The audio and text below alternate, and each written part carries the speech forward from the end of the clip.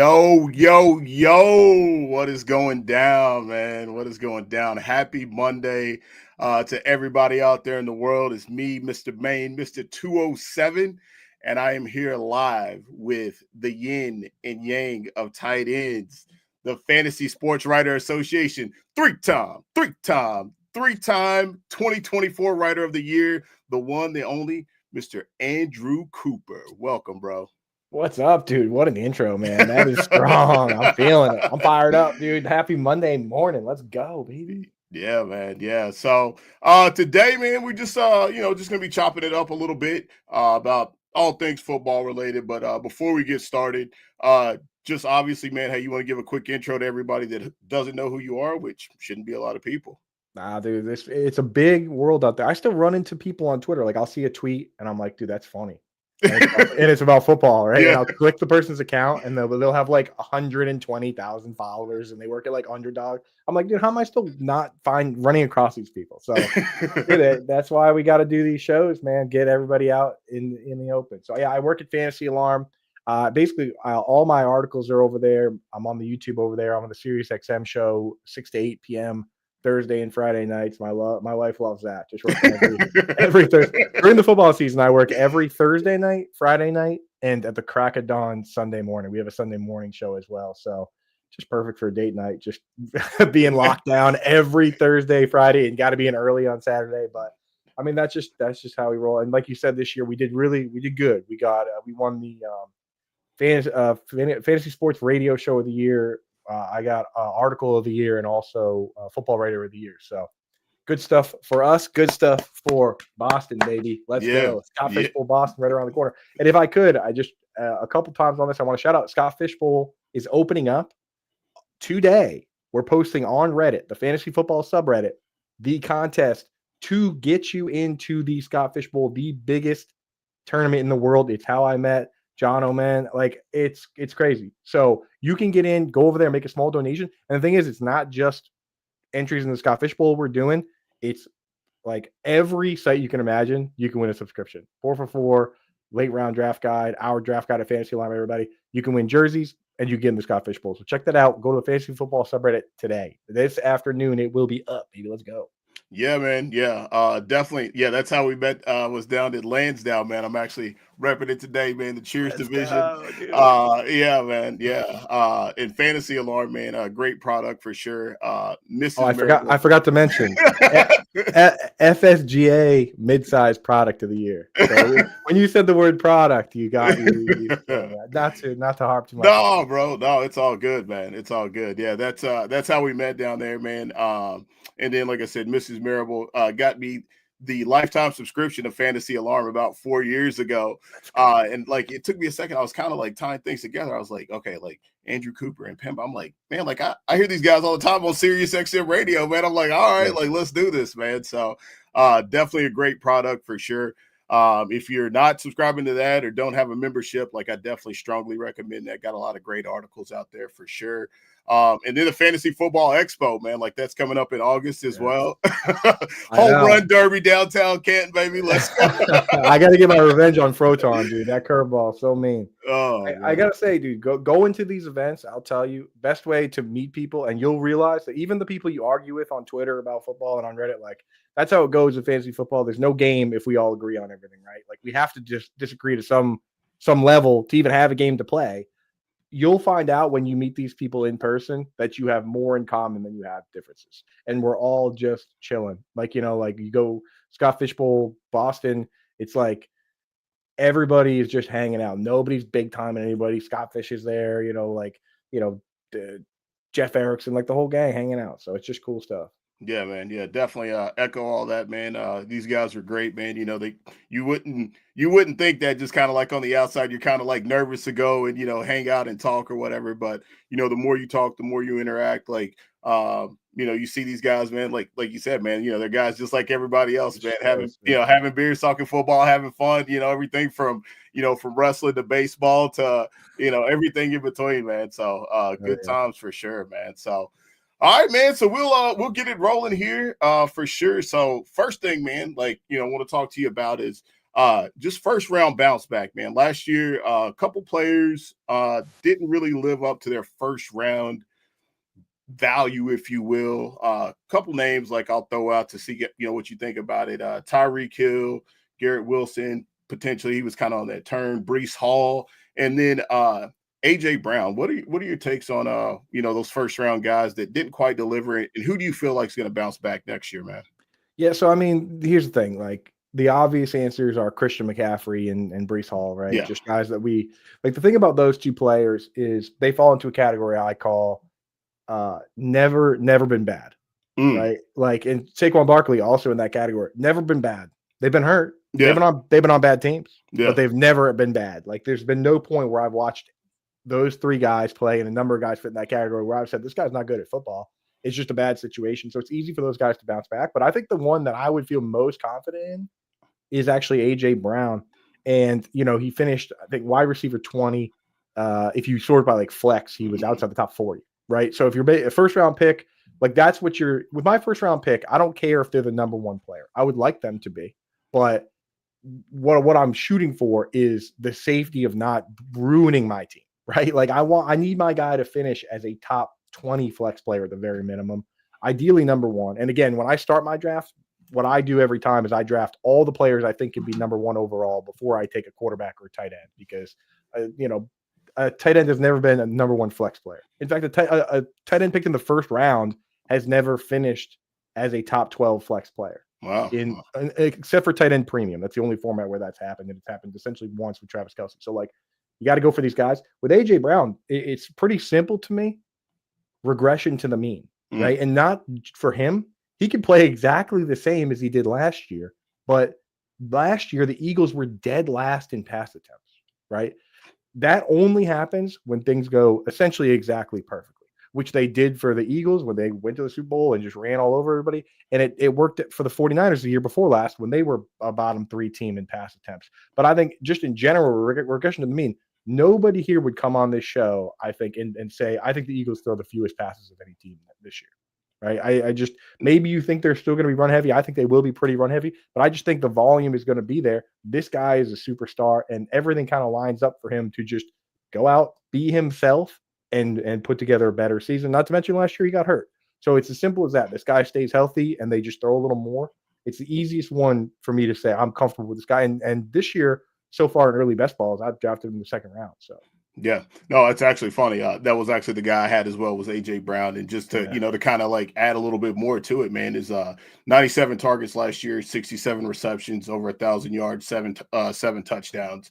And even being injured 5 times last year, he finished as a wide receiver 10 or higher. He's 27 years old. And the Eagles lost a little bit on defense this year as well. So maybe this might be an opportunity as well, to your point, for them to be able to throw the football a little bit more. But he's still in his prime. And I think obviously you've seen what the formula was for the Eagles, obviously running the football. So making sure Saquon is upright to get to that point. I think that's what they did last year with Jalen Hurts, was just try to keep him healthy and giving Saquon the ball. So I think the roles might reverse a little bit this year, and just making sure Saquon is healthy coming down the stretch, getting into the playoffs. Yeah, and to your point, 27 years old, people forget that that's the age apex essentially for wide receivers and for tight ends as well. I mean, like Travis Kelce didn't have a 1,000-yard season until he was 27. Zach Ertz didn't have one until he was 28. And when you look at the great wide receivers, a lot of these guys had their best seasons when they were 28, 29, 30 years old. The best all-time seasons are guys that were 28, 29. I mean, Randy Moss had his best season at 30. Marvin Harrison did. Cooper Kupp obviously had that crazy season when he was in his late 20s. I mean, like, this is the age apex. Every once in a while you get guys that break out at, 23, 24. But typically, this is where you get that second contract and become the man. So, like, I'm in on AJ Brown. Well, guess what, man? Like, that makes me feel a million times better hearing it from you as well, man. So now I'm going to keep on going out, smashing that button on AJ Downtown Brown for sure, in best ball drafts and redrafts as well. So appreciate that one, man, for sure. Next topic, man. Second year quarterback regression. Obviously, last year, really great rookie class last year as far as quarterbacks are concerned. Jaden Daniels, Bo Nix, Caleb Williams, your guy there in Foxborough, Drake May. Even got to see a little bit of Michael Penix last year towards the end of the year. Out of all of these quarterbacks that are going to be second-year quarterbacks next year, who do you feel like is the quarterback that's going to regress from a fantasy perspective?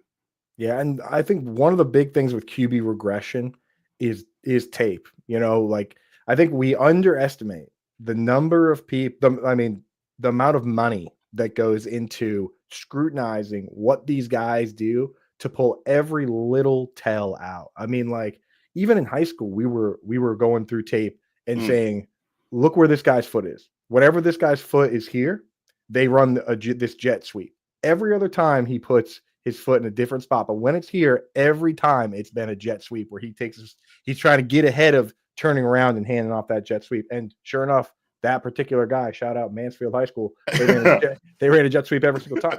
And if we're doing that at that level, they're certainly doing it at this level. So they're trying to pick up on every single tick, every single little thing, every single trick that you saw last year, you saw for the first time. They're going to pick up on those. When I look at across the board, I think Jaden Daniels is going to run enough that he can, retain his spot. He could even be the QB1. In terms of just general regression, it's not that I don't like the player. I actually do like the player. But when Bo Nix finishes at QB7, like we're drafting him where we're drafting him, hoping that he repeats what he does last year. I think he can, and I hope he does. But he's the obvious one to pick for regression here because I'm not sure he's the guy that's going to be running over 100 times the way that Jalen Hurts and Jaden Daniels and Lamar Jackson do. I mean, he ran 92 times last year, so I didn't quite get there. And I do think they could potentially add a running back. They added Evan Engram. They added a lot to assist with the short pass, which at times can take away from the QB run. I mean, you look at what Sean Payton did for years with Drew Brees. If you're Drew Brees and you're standing there, and obviously Bo Nix is a better athlete than Drew Brees in terms of running the front of the ball, but if you're Drew Brees and you're standing there, and 5 feet to your right is Alvin Kamara, and you could just do one of these. I'm doing one of these every time. And with Bo Nix, you're doing one of these probably 80% of the time because you're a little more athletic. But for the most part, you're just going to give it to those guys. So I do think he could take a step forward as an NFL quarterback, but regress a little bit for fantasy because, again, it's not like he threw for 4,000 yards. A lot of it was based on the rushing. And then you asked about who could step up. Yeah. Out of those guys, yeah.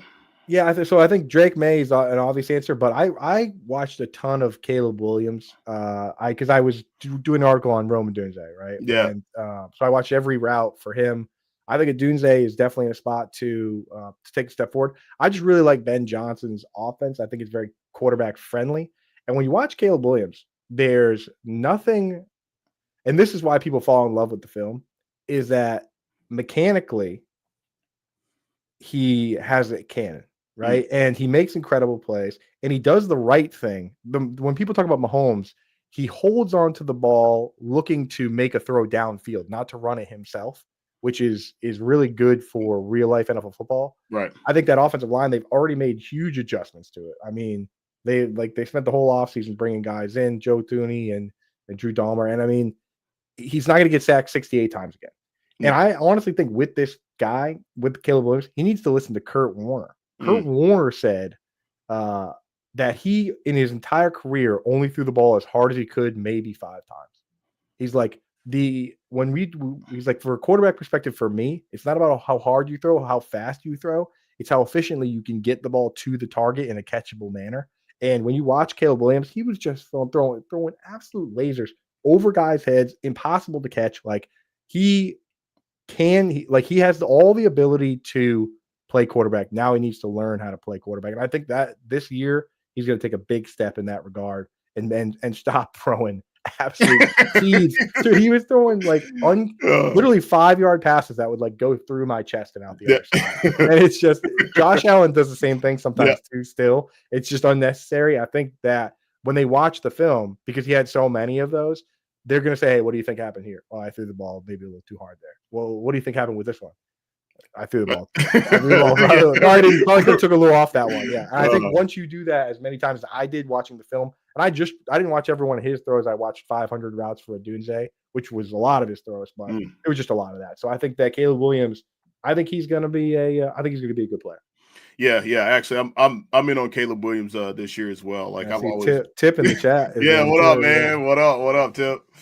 Yeah, man, like I'm in on Caleb Williams as well. Like he's the guy like out of this group. We talked about it a little bit I think we had a Spaces not this Sunday, but last Sunday, and we were just kind of talking about Dak Prescott and him, and I was like, I'm more in on Caleb Williams at this point than I am Dak, because I think one of the other things too is that Caleb Williams, he also gives you a little bit of sneaky rushing upside as well. And I think we know like the pedigree is definitely there. You talked about it with Ben Johnson.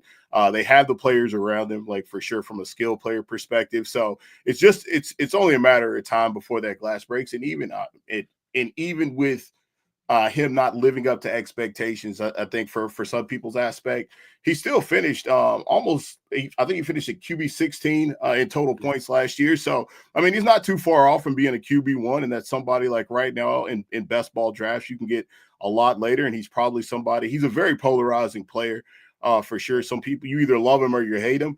For me, I don't have a grudge against the guy. I think he can be a really good football player to all the things that you talked about as far as him throwing the football hard, and those pieces, but he's been bred to be able to play this position.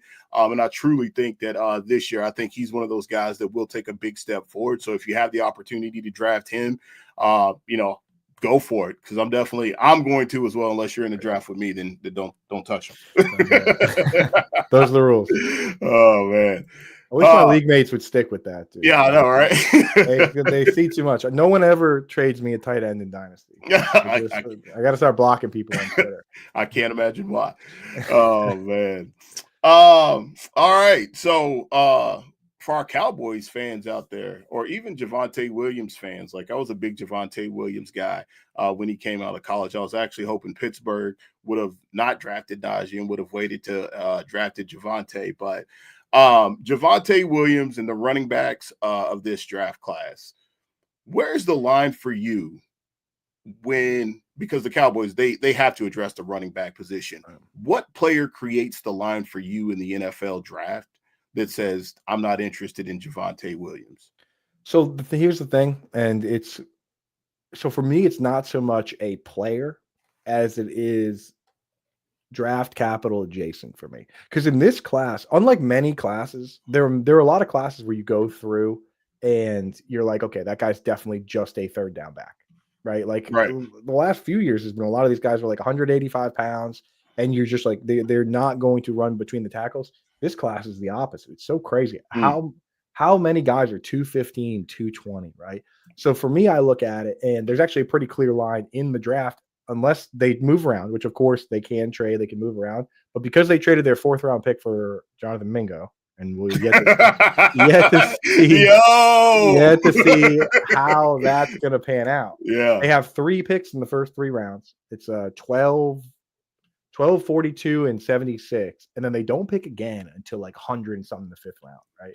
If they use one of those 3 picks on running back, then that tells me that running back is a priority for them. And running back, there are a couple positions that are positions of need when it comes to the draft, right? Like when you draft a player at this position, it means that you're going to start him.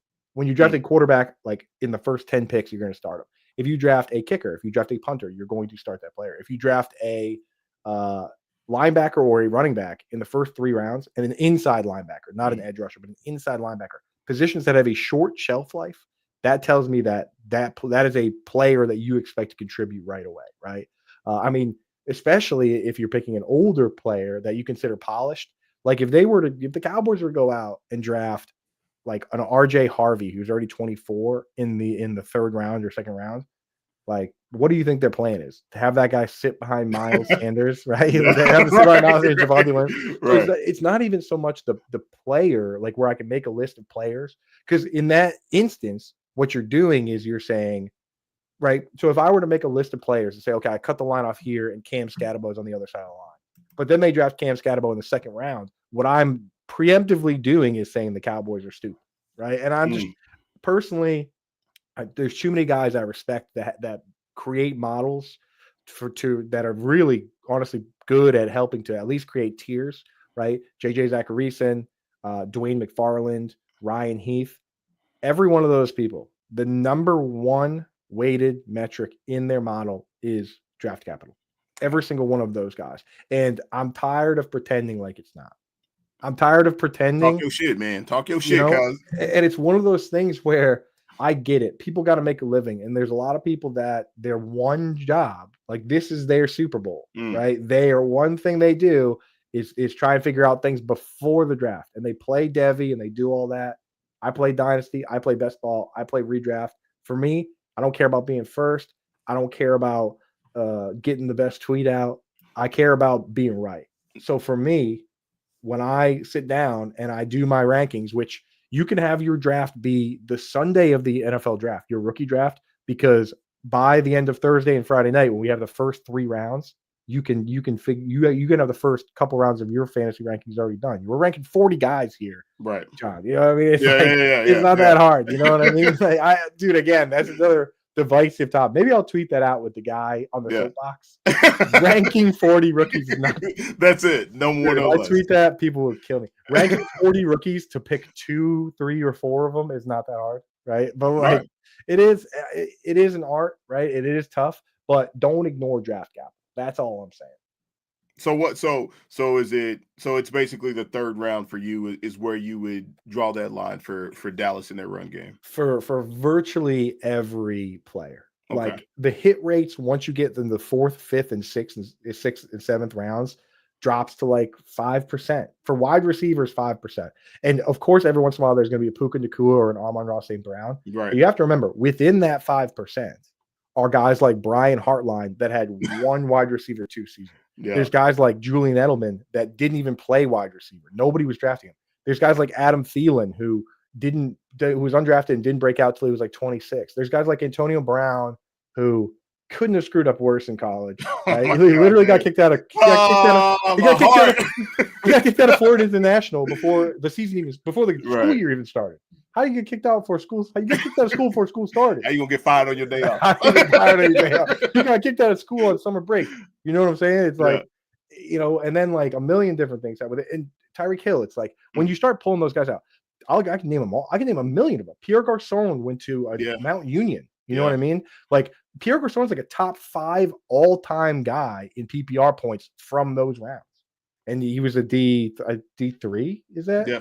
Like, so like you start pulling those guys out of there, the hit rate is like 3%. So like really draft capital is a ton. I didn't want to turn this into that, but like no, man, no, I think it's good, right? Because the people that are watching, and even like for me, just to get some game from that right there, like that's a huge part of it, right? And like you talked about, like you have dynasty people, potentially watching, right? And just kind of identifying like what is that line in the sand, because like this Dallas backfield, I think it's a place that ironically enough last year,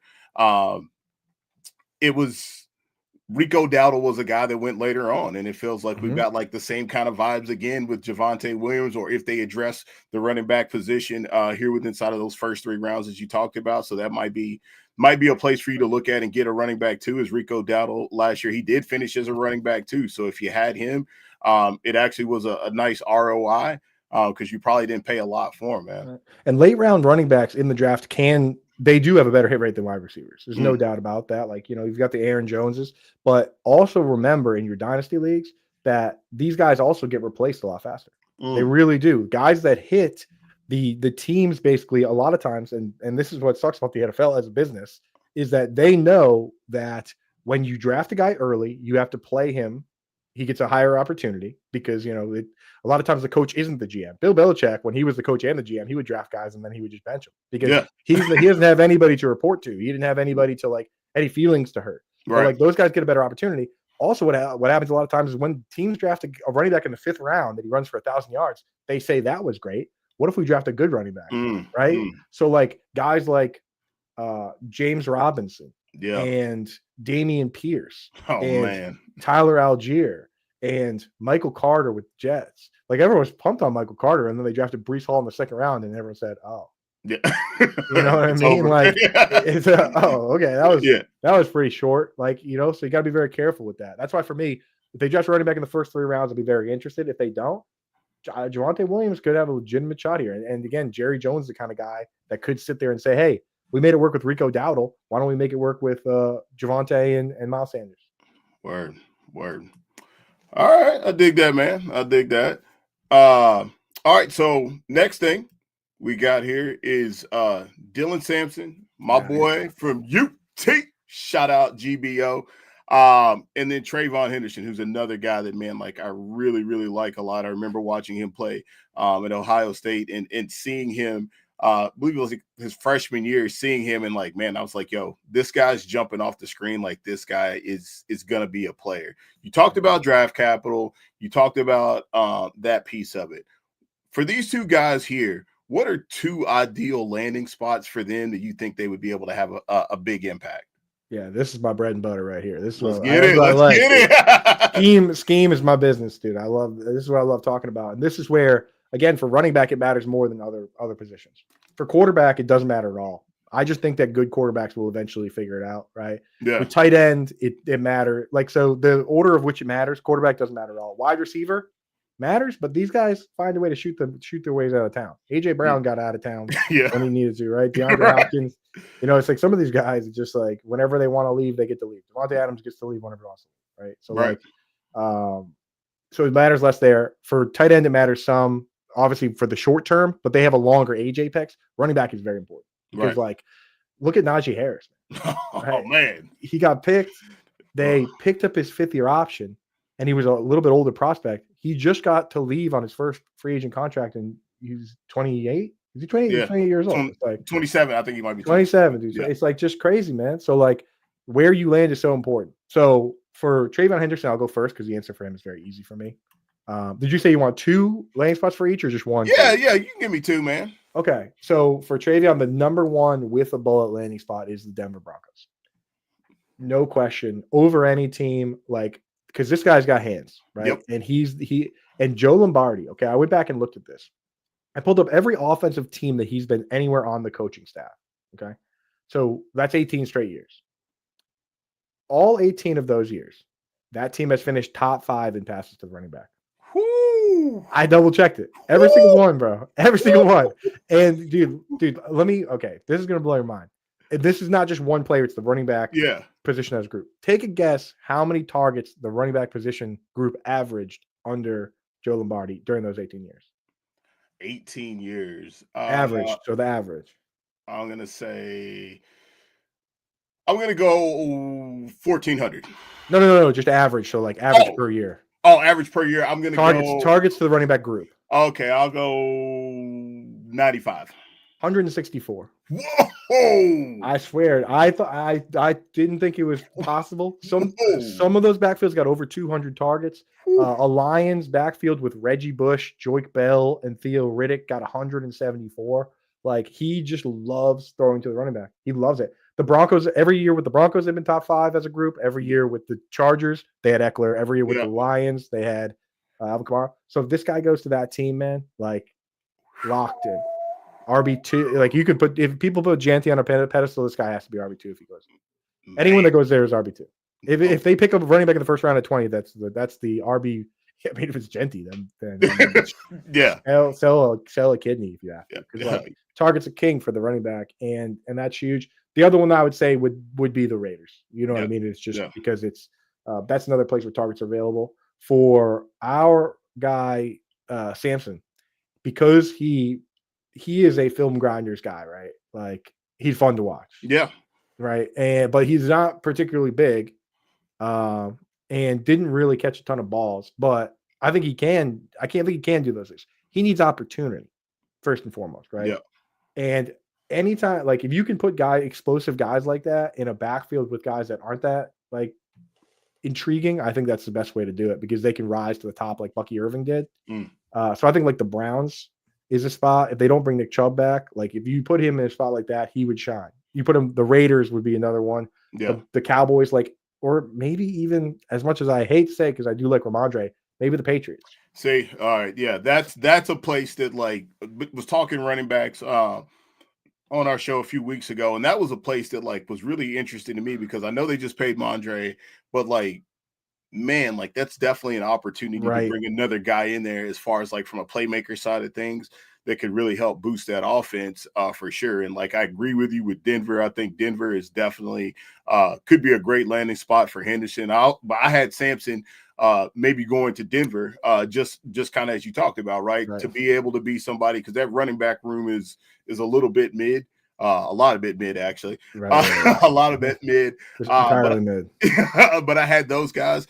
And then, like, I'll throw out a couple of other landing spots, man.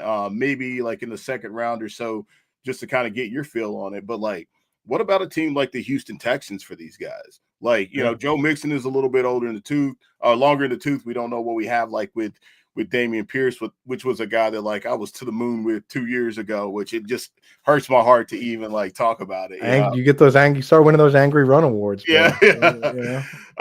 But yeah, like Denver and Houston were two places I looked at. I think, I'll throw out a couple of other intriguing places just to see like, what about a place like Cincinnati for either one of those guys? Right. That's a really interesting spot. And then the New York Giants. I think that's another interesting spot as well. I know they have Tracy there, and Singletary. Now you're hurting feelings. Yeah, what's going on? Chase Brown. Well, the thing is, just there's people out there. Chase Brown finished as a top 10 running back last year, and people are just like, that's the thing with Chase Brown is that if he survives the draft, there's no spot that's really too high to draft him because the Bengals are a team where you can just fall backwards into the end zone, and like we've seen it before. Like Jamal Williams scored 18 touchdowns with the Lions. Yep. Right. Raheem Mostert scored 1 million touchdowns. LeGarrette Blount scored 18 touchdowns and he caught 7 passes. Like, is it because LeGarrette Blount is awesome or is it because Tom Brady is awesome? Like that's what I'm saying. Like Joe Burrow is awesome. They got Chase. They have Higgins. Gesicki's back. The defense is terrible. I mean, like the conditions for the running back for that team to be really good are all there. So for fantasy, for sure. Like even James Cook on a team where Josh Allen scored 12 touchdowns, he scored 18, right? Like, so whoever the running back there is going to be a star. Now with the Giants, I have a soft spot for Tyrone Tracy. I really like the player, but he's the exact kind of guy that you have to be cautious with because he was a 5th round pick. And because they look at it and they say, hey, now we have a guy that can catch passes, but maybe we want another guy for first down. I'm hoping that they look at him and he can be the next like Eckler or Kamara, where he does have good contact balance. Obviously, he's a converted wide receiver, and they just got to give him the shot.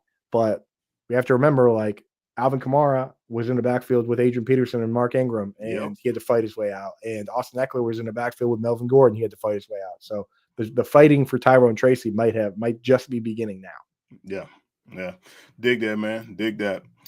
All right. So now getting ready to talk about, some of my boys now, because I want to hear your takes on this right here.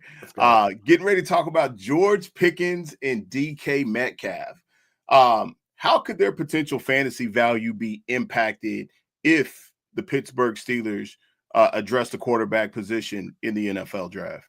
Yeah. So the assumption, obviously, I think personally, Cam Ward would be the best option, but everyone in the world,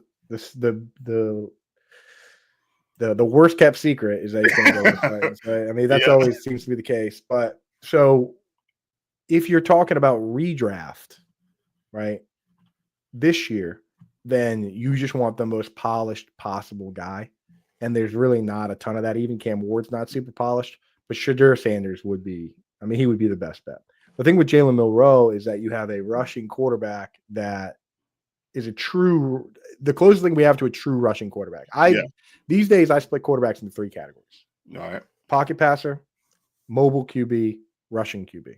Right? Okay. So it truly for me is 3 because pocket passer, we have pure pocket passers. Yeah. There are guys that have no interest in running. We have Jared Goff, we have Matthew Stafford, right? Kirk Cousins, Aaron Rodgers, right? But then you have a group that I call the mobile quarterbacks. These guys, they run for, you can pencil them in for 250 to 400 rushing yards, right? Right. And a couple rushing touchdowns. Justin Herbert, Trevor Lawrence, right? Like these guys can move. Patrick Mahomes, right? I would say he can move. He doesn't think about Mahomes and Caleb Williams, and also Shadur Sanders does this exact thing, which is the run is often there. Yeah, but they don't want to run. They want to heave it. Yeah, they want to chuck it. You know what I mean? That type of player would be great for Pickens and Metcalf. A guy that Russell Wilson said that gets out of the pocket but doesn't want to run. He wants to throw. Yeah. No, Jalen Milroe would be bad, and then you've got guys that are like project, like Jackson Dart. As much as I like him, 21 or 22 years old. Like I think he's a guy that is best served to sit for a couple years behind somebody, right? if he goes to, I would like to see him sit behind Geno Smith or Derek Carr and then take over eventually. Yeah, no, I'm hoping big time, man. Like Shador Sanders, I'm hoping that he falls. It was kind of like my dream a few weeks ago. I was like, oh man, like I'm kind of going through things, and I'm like, all right, well, if he gets past 9 at New Orleans, then like there's an opportunity there because all the other teams, from 9 down, they don't necessarily need a quarterback, right? So I'm like, okay, that could be a thing. And I think like Shador Sanders, man, like kind of to your point, I think he catches a bad rap. I think he's been bred to play quarterback, like obviously going and like working with Tom Brady.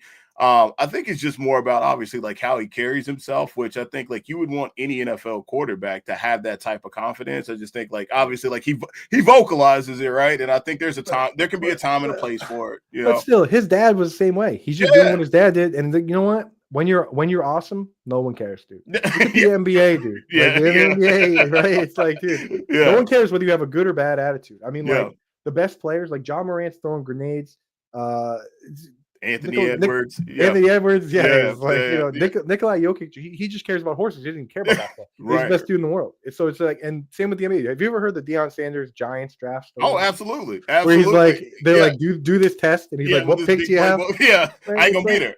yeah. Of course, I'm not doing that. So like, it's the same thing, man. It's I'm not worried about that. It's like, and he's not really getting himself into trouble. His brother might have some issues with that, but like, or at least like the bankruptcy thing or whatever. But like, he's not doing that. He's it's not like he's like out of the club and stuff. So I'm not really worried about him in that sense. And I think if people want to fade him for that, then that's you guys going to end up benefiting. The one problem you guys have is that you don't have a second round pick. So you get it if you want to move up, it's next year's pick, right? To get the quarterback, they got a boatload of picks next year, man. I think they got three thirds. I think for next year because of all the movement with Justin Fields and Najee. Hey, Johnny, let me spoiler: thirds ain't gonna do it, dude. No, fair enough. If you want to move up, it's that first. Fair enough. Your next year first. I think your next year first can get you guys up to like where the 49ers are, maybe?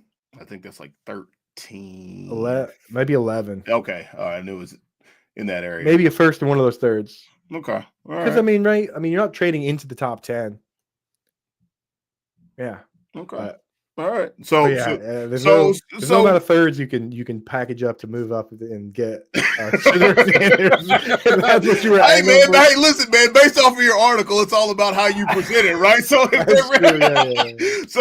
if they present it that way, maybe we might have something, man. Maybe we might have something. What is it? Oh shit! You read the never split the difference, dude. I think the other teams are looking. I checked it out, man. I was like, okay, like all right. I don't know if the other team's gonna buy that one, but I'm creating a straw man here. Yeah. But the truth is, you trade away your first, then you could take those thirds next year and move up and back in the second, and now it's not so bad. So. I think if he's there and that's the guy they want, they should do it. I do know that they do like Jalen Milroe. They met with him a bunch, so. And I think you could be happy with that as a fan, though. It's just that it's not the best thing for the wide receivers. Listen, as a fan, man, I just want somebody that can play quarterback, that's competent, that's going to actually get us a win in the playoffs and more. That's all I want, man. We've been rolling with C- students here, man, since Big Ben. So I'll take whatever they're throwing out there, man, for sure. Yeah, I mean, it's crazy. The Steelers. It's so, as a fan, it's so hard to complain. Yes. You got all the rings, and you never have a losing season. But other fans don't want to hear it. Right? No. But at the same time, you don't get anything for finish for going 500 for 17 straight years. No, and then subpar quarterback play, man. Like I could go on and on about this, man. The misses in the first round with him, all the misses dating back to the Devin Bush, that miss right there. Drafted Najee. There in the first round, Edmonds, like there's a lot of misses there for them in the first round, and not to go on this complete soapbox, but I think that's another element of it for Steeler fans is like, in what world can you miss in the first round in all these places, have a Hall of Fame quarterback that retires, and still be relevant for the playoffs and still have something to complain about? That's one of the things that obviously as a Steelers fan, it's mind blowing to me. You know how they do it, dude. The standard is the standard.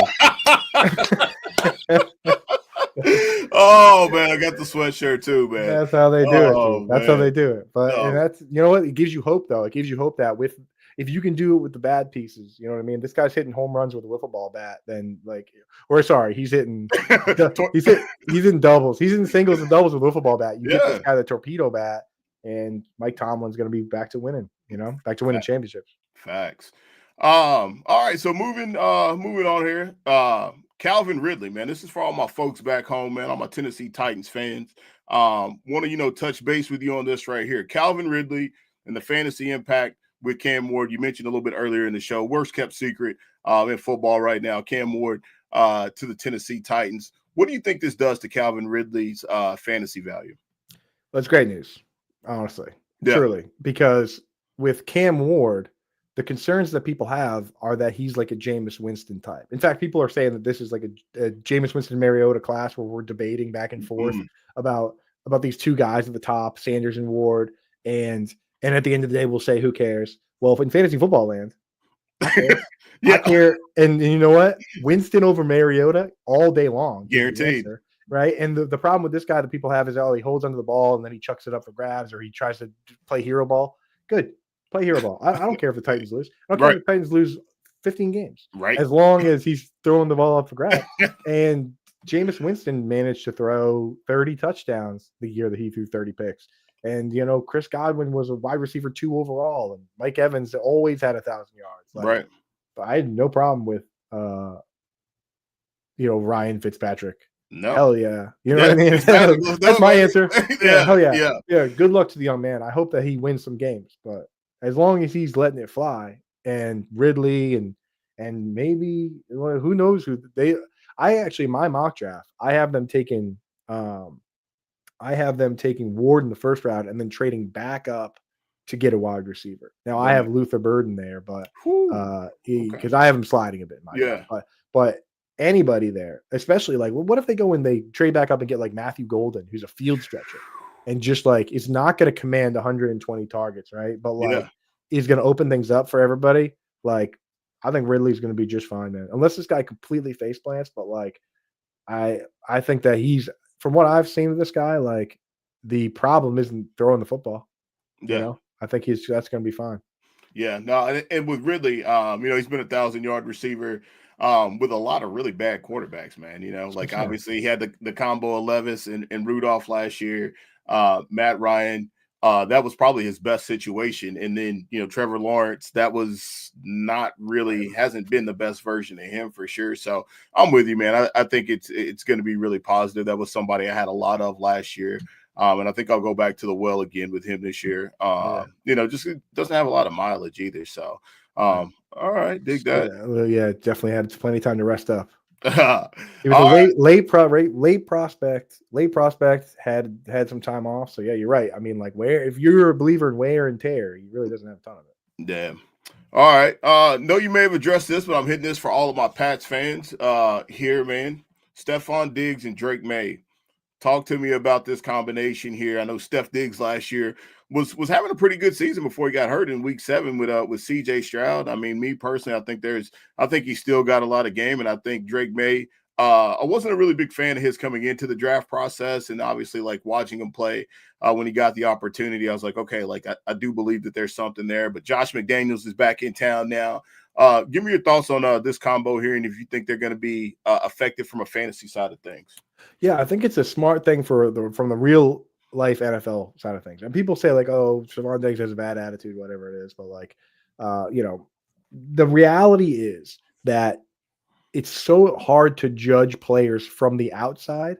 And it also becomes difficult to judge players from the inside if you don't have high caliber players, right? When you have Larry Fitzgerald, it's so easy to bring guys in and stand them up next to Larry Fitzgerald and say, this guy is at least good enough to be on the field with this play.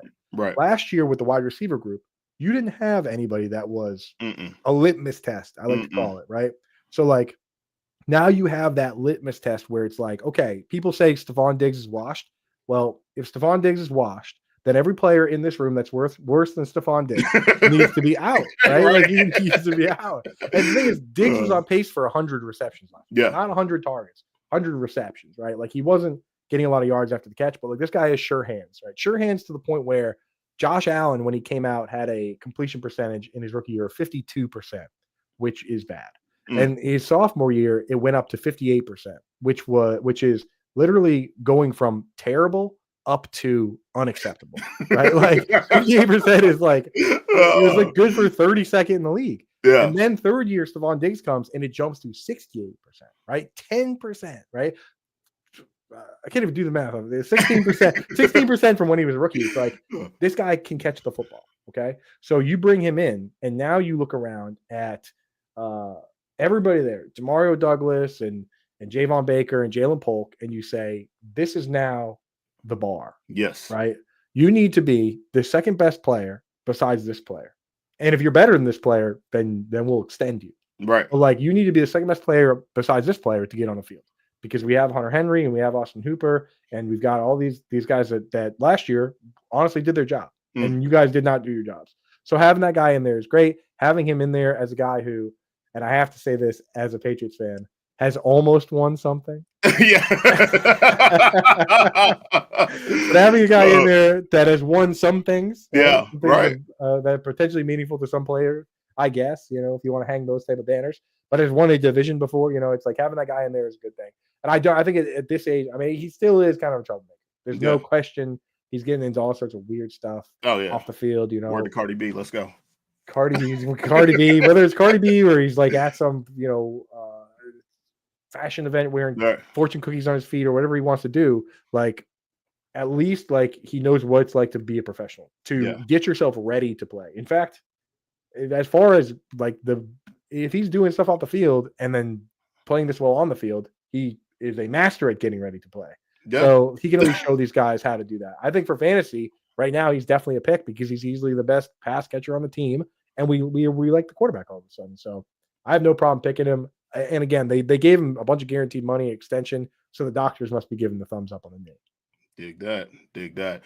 No, I like Steph Diggs, man. I've always been a fan of his, for sure. And to your point, man, I think like it's not the same. I guess it's not the same situation as it is in Pittsburgh. But like you talked about, like those younger guys, and I think that was one of the things with George Pickens is like there wasn't anybody in that room to be like, yo, this is how you go be a wide receiver. This is how you carry it. This is what you do. Right. So I think for for the younger pups there in New England, I think that's definitely a good move, and I'm with you on that, man. Do you think Mike Tomlin was like, hit up the GM? He was like, "Hey, get me a wide receiver who could kick Pickens' ass. Just give me anybody that can kick this guy's ass if we need him to." And they were like, "I got just the guy." Yo, I think like that's the thing though, right? Is like from a professional side of things, I think DK knows how to carry it. He obviously is very passionate on the field. I don't want to say gets into some of the same shenanigans. George Pickens is like out there. He's almost like the John Moran of the NFL. They both get into on field. They've definitely both thrown punches. They've definitely pout. So for sure. Yeah. But now, like, they literally turn George Pickens. You're like, you think you're a big dog? Let's go. Well, here you go, baby. Me, my friend, bigger dog. Here you go. You have a huge dog. Right? I love it, man. All right, man. So getting towards the end here, but you had a nice article about Kyle Pitts, obviously on Fantasy Alarm. What's the ideal landing spot for Kyle Pitts if he gets traded? I know there was a couple of teams that you had wrote about in the article, but for you, in a perfect world, and before I even go any further, I missed my punch, man. I was going to tell you. Actually, last year I said, you know what? If he don't hit this year, I'm giving him a new nickname, and it's 28, 34, 26. Bust. Let's go. No, but I was a Kyle Pitts truther, man. True though. Yeah, man. Yeah. But here's the thing. Here's the thing about the bust label at this stage, right? Is that he's had the 1,000-yard season. Well, people don't realize, and again, I mentioned it earlier on the show. For anyone joining late, Travis Kelce didn't have his first 1,000-yard season until he was 27 years old, right? And then he basically never stopped having them. Jack Ertz didn't have his till he was 28. Delanie Walker didn't have his until he was 30. And he was stuck behind Vernon Davis for 7 years. And then he was a tight end one for multiple years after that. Like Johnny Smith and David Njoku didn't break out for like forever. Like Jonnu Smith didn't crack 500 yards until he got to the Falcons, and then he just finally broke out last year on the Dolphins. David Njoku got stuck behind Austin Hooper for no reason at all. Like this guy's 24 years old. He's 24 years old now. Even if they keep him for another year, he'll be 25 when he hits free agency. Like we watched it with Evan Engram, and that's basically what the article says, that like Evan Engram, I describe a tight end drafted in the first round, top 5 season for Evan Engram with Eli Manning. Kyle Pitts had a top 6 season with Matt Ryan. Then they dealt with injuries. They dealt with bad QB play. They dealt with a scheme that does not fit them. And then eventually they will find a scheme that works. Evan Engram was doing nothing with the Giants, went to play with Doug Peterson, who actually used him as big slot instead of an inline tight end. And boom, top 5 season. Second most receptions all time for a tight end, laser show, right? Yeah. And when you look at Kyle Pitts, like last year, Zach Robinson uses the same scheme as Sean McVay, same scheme as Liam Cohen, 3 wide receivers and an inline tight end. They tried to use Kyle Pitts inline. It didn't work. Towards the end of the year, they just said, you know what, this guy is not an inline tight end. We'll use Charlie Warner. They have no role for this player unless they're going to make him a full-time wide receiver. I think they should trade him. And if they can get anything back for him, $10 million comes off the book, 10.9. So, like, again, another team has to take that risk. But if I'm another team that is interested in using a wide receiver, tight end as a big slot wide receiver, where he actually had good separation scores per fantasy points data suite, like, it's worth it to see if maybe you can take this guy and he can be a star for your team moving forward. A $10 million bet for a lot of these teams that don't have a wide receiver too. The Patriots have money. The Cowboys quietly have the 6th most money of any team, and they don't have a wide receiver too. Right? Like after, and CeeDee Lamb, you could put him at split end, like a big bodied split end, and have CeeDee Lamb play the slot. You look at the Chargers have Greg Roman orchestrated a top 5 all-time fantasy season with Mark Andrews. And Mark Andrews ran 85% of his routes from a wide receiver spot that year. True. And the thing about Evan Engram and Kyle Pitts is that when you compare them to blocking tight ends, inline blocking tight ends, they are not good blockers, right? Everyone agrees. Yeah. But when you put Evan Engram in the slot, all of a sudden, you know where he graded out among tight ends? If you take every tight end that played like 50 snaps last year, you know where he graded out in terms of blocking grade? Where? 3rd. Evan Engram? Yes, because he's playing slot and he's a better blocker than any slot wide receiver. Right. Because he's 6'3", right. 235 and runs a 4.2. Yeah. Right. Like, of course he's a better blocker than Tyler Boyd and Cole Beasley. Right. It's like, of course he's a better blocker than Rondell Moore, Wan'Dale Robinson. Right. Like, so when you put him in those matchups, he grades out great. And if you do that with Kyle Pitts the way you should, then he would be a fine blocker. He'd actually be a plus blocker, and he can catch passes just as well as your slot guy. So I think a team like that, or, 2 teams more of a long-term would be the Chiefs, just put them behind Kelsey, or, the Broncos themselves, because again, Evan Engram's 30 and Kyle Pitts is 24. Yeah. So if you want to have that part of your offense forever, then you have Evan Engram play it now. And you have Kyle Pitts learn how to play it. And then when Engram ages out, Kyle Pitts still has half a decade.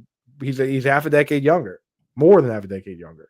So there's so many teams that could use this guy.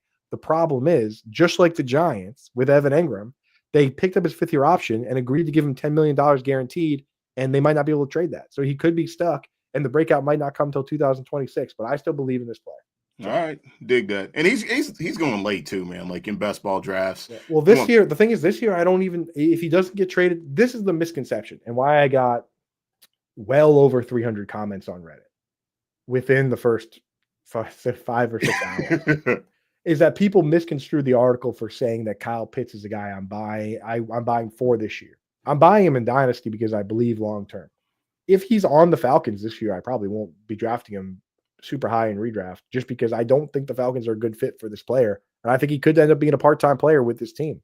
Just like I wasn't buying Evan Engram in his last year with the Giants, but I was buying him immediately once he went to the Jaguars, where he finished as tight end 4 and then tight end 2. And then last year he was on pace for like 100 catches again, despite getting hurt. Dig that, man.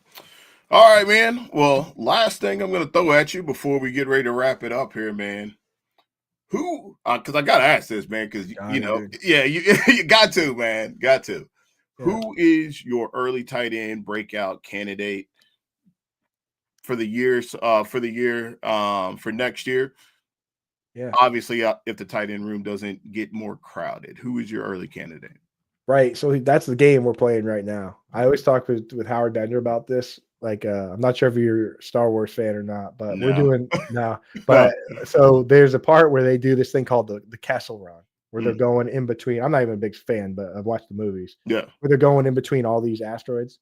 That's what we're doing right now before in free agency in the draft. Yeah. Right. Like some of these guys could get crushed in the draft, and not just you mentioned the tight end room. The tight end room isn't always the biggest problem. It's the wide receiver room because we want our guys to be top 2 targets on the team. The vast majority of difference making tight ends are. So there's a lot of these guys where right now they're sitting in a great spot where they could easily be the number 2 target on the team. Mm, What's stopping Brenton Strange from being the second target after Brian Thomas? What's stopping Chigakonkwa? Who's the second best pass catcher on the Titans after Calvin Ridley, in your opinion? It's chick. Like, are you just talking about just like Just in outside? general, like Oh, who's the wide receiver 2 on the Titans? That's right. it's a Yeah, crazy question, yeah, though. yeah, It's a crazy question yeah, because, like, I don't know. yeah. It Treylon Burks, I guess. Maybe. Yeah. Like, seriously, though, Yeah, it's like yeah, yeah. because Nick Westbrook-Akine He's left, gone. and he played an insane number of snaps. People Yeah. don't realize, like, he was playing 90% of the snaps. So, like, you look at that. If those teams add a high-end wide receiver, though, it's a problem, but you also have to remember the greatest the greatest ways to create leverage in fantasy are betting on rookies, right? You hit on Bucky Irving or you hit on Brian Thomas Jr. or betting against them Right. because some of these guys will just face plant. And then where do the targets go? Like if like I'll use the example that won't hurt anyone's feelings except for my own. Nikhil Harry, right? Right. If you draft a Nikhil Harry level bust alongside Brian Thomas Jr. or um, alongside uh, Calvin Ridley, and they do nothing, the ball has to still go somewhere. And Right. that's where those tight ends thrive. And even good players take time to come on. Look at the rookie year for Calvin Ridley. Yeah. Julio Jones was awesome. Ridley took a while to come on. In fact, he didn't really break out until Austin Hooper got hurt and he missed 3 games. Yeah. Austin Hooper got hurt and missed 3 games, and Calvin Ridley got 40 targets over those 3 games. No joke. Yeah. But up until that point, Austin Hooper is getting more targets than Ridley. And that's a situation where it's like you just look at it and say, hey, you know what? This rookie wasn't necessarily ready, and this tight end had a top season. So, like, betting again, that's the game here. We want to find where targets are available, and we want to bet against rookies. And my advice to anybody watching, listening, use your imagination to find that guy. Mm, dig that. Dig that. All right, man. Well, I definitely appreciate it, man. We're at the end here, man. Time flies by, Dude, man. I know, man. I know. So definitely appreciate you hopping on, man, for sure. And once again, man, I'll let everybody know. Obviously, Coop at Coop A Fiasco on the X there, Fantasy Alarm, man. Listen, tell your friends about it, get a subscription, do something good with it. Me at Johnny Main here on Twitter, on YouTube. You can subscribe to the Fantasy Football show channel on YouTube with me and my man Nick Wilcox. Also, I have my own channel as well here. Anything you want to add, man, before we get ready to leave here? Yeah, where are you doing the Scott Fish Bowl this year? Where are you drafting? I'm gonna try Boston again, man. So Yeah, that's what it's gonna be. Is Boston. So yeah. nice, dude. I'm helping Bob set that up, dude. So we're thinking Patriot place this year. So Dig that, yeah, dig that. let's go. So And I just got my ticket to the expo, booked at the yeah, DoubleTree. So so I'll be there, good. man. For sure. So yeah, that's Yeah, what I got, the man. big plug for me right now, folks, go over to, if you want to get in the Scott Fish Bowl, go over to Reddit today, this afternoon. Actually, shortly after this, I'm going to put a post up with all the links, everything you need to know. It's basically you just make a small donation, you fill out a draft prop contest, and we're giving away so much stuff. Wait till you see the list of stuff. It's nuts, dude. Because just everybody came last year. We raised like $5,000. We're hoping to do the same this year or better. And people just came pouring in with subscriptions from, like, all these, every site you can imagine. Football Guys, FTN, 4for4, Fantasy Points, Fantasy Alarm, late round QB, autographed jerseys, the whole deal. It's going to be big. So that's the big plug for me right now. And again, you can get into the biggest fantasy football contest in the whole dang world. Yeah, and then run into two dope ass people like this That's right here. more than two, bro. More than two. It's a great time, man. Great. It's a great time for sure. Well, man, look, man, that's time for sure, man, with me and Coop once again, man. Much appreciation, man, for you hopping on here, man, and chopping it up with me for sure. But in the meantime, we'll catch you guys later. Have a great Monday, better than mine. I'm out. Peace.